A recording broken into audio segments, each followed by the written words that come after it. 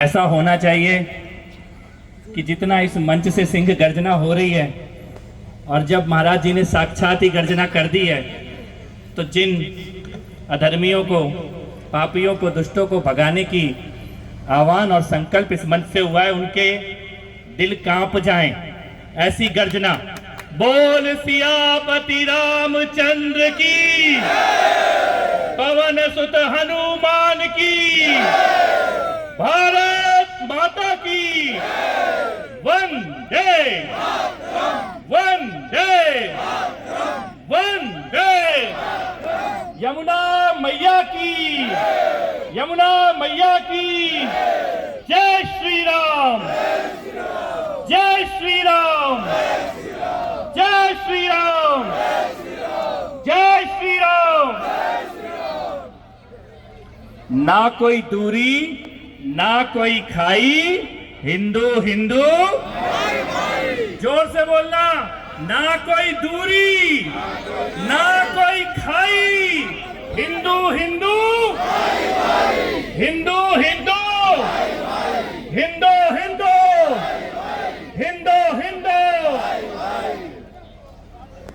बहुत बहुत आभार मंच पर उपस्थित महाराज जी के चरणों में और सनातन धर्म के सभी संत शिरोमणियों के चरणों में अपना नमन अर्पित करता हूं। आपकी पवित्र साक्षात देवीय उपस्थिति में ये कार्यक्रम हो रहा है और हमेशा इस पूरे क्षेत्र में, पूरी दिल्ली में और पूरे भारत में सत्य सनातन के सभी लोगों को संगठित करने, इकट्ठा करने, गौ माता की रक्षा करने और धर्म की स्थापना के लिए जो पूरा जीवन आपने अपना लगाया हुआ है, इसके लिए कोटि कोटि नमन आपको और सभी संत शिरोमणियों के चरणों में नमन। और एक बार जोरदार तालियों से स्वागत हो भाई अनुपम पांडे का, जिन्होंने और उनकी पूरी टीम का। एक बार पूरी टीम जो ये 600 लगातार 600 हनुमान चालीसा, एक बार पूरी टीम मेरे को लगता है यहाँ सामने एक बार आ जाए और जोरदार तालियों से इनका स्वागत और अभिनंदन होना चाहिए।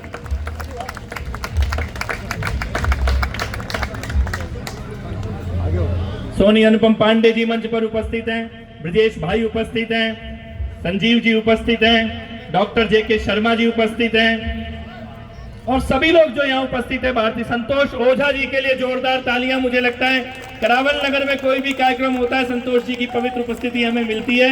बहुत बहुत आपका आभार। प्रमोद भाई का बहुत बहुत आभार।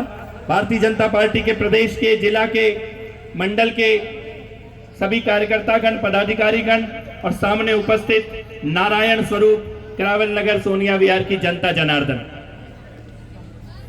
हनुमान चालीसा का पाठ एक बार होने से ही भूत, पिशाच, विपत्ति, बाधाएं सब दूर होने लग जाती हैं। 7 बार होने से मन में जो संकल्प वो पूरे होने लग जाते हैं। 100 बार होने से संकट खत्म और सुख, समृद्धि, यश, इसका पूरा आशीर्वाद। और ये कृपा हनुमान जी को सीधे सीधे ये आशीर्वाद सीता माँ ने दिया है कि जहां आपकी आराधना होगी, जहां आपकी पूजा होगी, वहां पर कोई संकट नहीं होगा, कोई विपत्ति, बाधा नहीं होगी। ये वचन स्वयं सीता माँ का वचन है जो हनुमान जी को दिया गया है। और ऐसे में मां यमुना के किनारे महाराणा प्रताप पार्क में लगातार इतने सालों से 600 बार हनुमान चालीसा का पाठ तभी पूरा हो सकता है जब साक्षात बजरंग बली उस पाठ के सामने खड़े होकर सुनिश्चित करते हो। पहली दूसरी बार शुरू किया तो कुछ लोगों के पेट में दर्द हुआ। अभी 600 बार में भी कुछ के पेट में दर्द हो रहा है। कुछ लोग विरोध कर रहे हैं, मैंने सुना। कर रहा है क्या कोई विरोध? भाई मत करो हनुमान चालीसा का विरोध, लेने के देने पड़ जाएंगे। और हनुमान जी की जरूरत नहीं है, हम ही कर देंगे इलाज। ये छोटे मोटे कामों के लिए हनुमान जी को नहीं बुलाएंगे। अगर किसी के पेट में हनुमान चालीसा से दर्द होता है तो उसका इलाज हम ही कर देंगे। जय श्री राम। महाराणा प्रताप पार्क है सामने, जो अपना पुश्ता रोड है, इसका नाम पृथ्वीराज चौहान जी के नाम पर। और ये सभी पुश्तों का सौंदर्यीकरण और इसमें भी अपने धर्म के नाम पर हो, यमुना मैया का तट हो, सुंदर यमुना में क्रूज चले, ये सारी व्यवस्था महाराज जी के आशीर्वाद से, भगवान बजरंग बली के आशीर्वाद से हम लोग कर रहे हैं। मैं आज ये कहना चाहता हूं दो चार छोटी छोटी बातें आपके बीच में रखना चाहता हूं, क्योंकि हम सब हनुमान चालीसा का पाठ करने के लिए आए हैं। लेकिन मैं ये कहना चाहता हूं, केवल हनुमान चालीसा का पाठ करने से कुछ नहीं होगा। अगर आपने अपने गले में भगवा पहना है, अगर आप हनुमान चालीसा का पाठ करते हो और उसके बावजूद तुम्हारी आंखों के सामने कोई हमारी बहन बेटी को छेड़ के चला जाता है, तो तुम्हारा हनुमान चालीसा पढ़ना बेकार है। क्योंकि हनुमान जी ने तो नारी के सम्मान के लिए पूरी लंका जला के राख कर दी थी, लंका जला के। और मैं ये कहना चाहता हूं कि अगर कोई भी हमारी बहन बेटियों की तरफ आंख उठा के देखे, लव जिहाद करने की कोशिश करे, छेड़ने की कोशिश करे, पाप करने की कोशिश करे, और अगर कोई भगवाधारी खड़ा हो तो उन 1000 लोगों को भी डर लगना चाहिए कि एक भगवाधारी खड़ा है, बहन की तरफ आंख उठा के देखूंगा तो आंख निकाल के रख दी जाएगी। तभी ये भगवा पहनना, तभी हनुमान चालीसा का पाठ करना। कल नासिक में जो घटना हुई है, आप में से कुछ लोगों को जानकारी होगी, मैं यहां मंच से उसके बारे में बोलना चाहता हूं। नासिक में टाटा कंसल्टेंसी का ऑफिस, टीसीएस, वहां इंजीनियरिंग करे हुए लड़के लड़कियां वहां पे नौकरी करते हैं। वहां की कल खबर आई है, वहां पे बैठे हुए एचआर, जो उनका नौकरी देने वाला जो अफसर है, और उसके साथ मिलके 7-8 लोगों ने मिलके पढ़े लिखे लड़कियों को अपने जाल में फंसाया। कभी उनकी सैलरी कम कर दी, कभी उनका प्रमोशन रोक दिया, और बाद में उनसे बोला नमाज पढ़ोगे तो परमिशन दे देंगे, प्रमोशन करेंगे, न मुसलमान बनोगे तो तुम्हारे को नौकरी दे देंगे। और ऐसा करते हुए उन्होंने न जाने कितनी पढ़ी लिखी लड़कियों को इस्लाम अपनाने के लिए फोर्स किया। और महाराष्ट्र की पुलिस की 7 महिला जवानों ने वहां पे नकली नौकरी की और उनके सारे ईमेल, व्हाट्सएप, कंप्यूटर रिकॉर्ड सारे चेक किए। और मैंने और हम सब ने कल ये देखा कि पढ़े लिखे लोग हैं, बंदूक नहीं उठा रहे, बम नहीं चला रहे, लेकिन आतंकवादियों से भी ज्यादा गिरा हुआ काम कर रहे हैं। ऐसे लव जिहाद करने वाले भी असली आतंकवादी हैं, और हमारे बीच में रहने वाले ऐसे आतंकवादियों की पहचान करना और इनका इलाज करना ये बहुत जरूरी है। हमारी माताएं यहां बैठी हैं, मातृशक्ति यहां बैठी है। मैं आपसे ये निवेदन करता हूं कि अपनी बेटियों को लव जिहाद के बारे में बताएं, लव जिहाद से होने वाले संकट के बारे में बताएं। कैसे झूठा नाम रख के, झूठा तिलक लगा के, झूठा कलावा पहन के, झूठ बोल के मंदिर जाके और बेटियों को फंसाने का काम करते हैं, और उसके बाद उनको धर्म परिवर्तन के लिए दबाव डालते हैं, और जब वो नहीं मानती तो हत्या तक करने का पाप किया जाता है। दिल्ली में ऐसे न जाने कितने मामले हमारे सामने आए हैं, देश में न जाने ऐसे कितने मामले आए हैं। अब समय आ गया है कि हर एक घर में, हर एक परिवार में माता पिता भाई बैठकर अपनी बहनों के साथ और बेटियों के साथ लव जिहाद के बारे में खुलकर बात करें।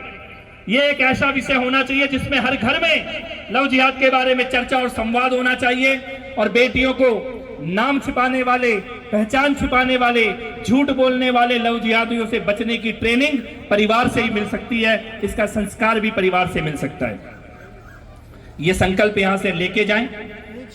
दिल्ली में आप लोगों के आशीर्वाद से आज से 1 साल पहले भारतीय जनता पार्टी की सरकार बनी, और आपके आशीर्वाद से उसमें कला संस्कृति की जिम्मेदारी मेरे ऊपर आई। मैं आपको एक बात बताना चाहता हूं, केवल और केवल 1 साल के अंदर कला एवं संस्कृति के क्षेत्र में दिल्ली सरकार में हमने वो काम किया जो पिछले 27 सालों से दिल्ली में कोई नहीं सोच सकता था। हम लोगों ने पहली बार नवरात्रि में मां दुर्गा की पूजा का आयोजन दिल्ली यूनिवर्सिटी के कैंपस के अंदर किया। 25,000 युवाओं ने मां दुर्गा की पूजा की। दीपावली के दिन इंडिया गेट पर, कर्तव्य पथ पर 1.25 लाख दिए जलाकर दिल्ली की सरकार ने दिवाली मनाई, और इंडिया गेट के ऊपर भगवान राम का द्रोण शो का आयोजन किया गया।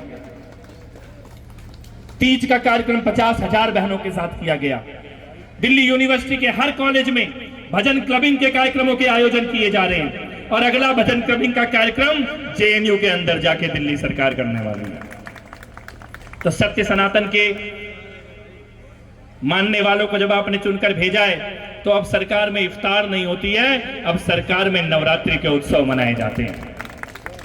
तो इसी प्रकार से आपके आशीर्वाद से दिल्ली में और देश में सत्य सनातन की रक्षा रहे, स्थापित होता रहे। हम अपने परिवार में, क्षेत्र में सनातन के संस्कारों को जागृत करने का काम करें। हनुमान चालीसा का ये पाठ इसी प्रकार निरंतर होता रहे। और ये जो घर छोड़कर जाने वाली, घर बेचकर जाने वाली बात की थी यहाँ पर, मैं व्यक्तिगत उसके 2 अनुभव आपको बताता हूँ। दिल्ली के अंदर आज से लगभग 7-8 साल पहले ध्रुव त्यागी जी का मर्डर हुआ। मैं ध्रुव त्यागी जी के उनके परिवार से मिलने गया। अंकित त्यागी का मर्डर हुआ, उनके परिवार से मिलने के लिए मैं गया।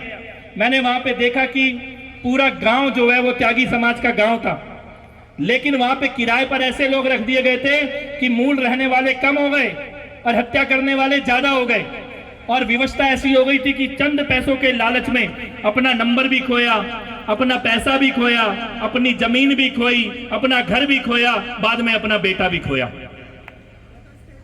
ऐसे बहुत सारे एग्जाम्पल हैं। तो जैसा गुरुजी ने कहा, अगर आपका घर है, आप बेच भी रहे हो, तो बेचने से पहले यह सोच लेना कि आपके बाद जो उस घर में रहेगा कहीं वो ऐसा काम तो नहीं करेगा जो आप सपने में सोच भी नहीं सकते थे। ये सोचकर अपना संपत्ति खरीदने का, बेचने का काम करें। क्षेत्र में धर्म की ध्वजा स्थापित रहे, ये सोचकर काम करें। चंद पैसों के लालच में आने वाले समय में अपने बेटे और बेटियों को तलवार की धार के आगे गिराने का पाप ना हो जाए, ये चिंता अपने मन में हमेशा रखना। पुनः मां यमुना की कृपा सबके ऊपर बनी रहे, बजरंग बली का आशीर्वाद सबके ऊपर बना रहे और भगवान श्री राम की कृपा हमारे क्षेत्र पर, हमारी दिल्ली पर और हमारे प्रधानमंत्री श्री नरेंद्र मोदी जी के ऊपर बनी रहे। बहुत बहुत आभार, बहुत बहुत अभिनंदन। जय श्री राम, जय श्री राम, जय श्री राम।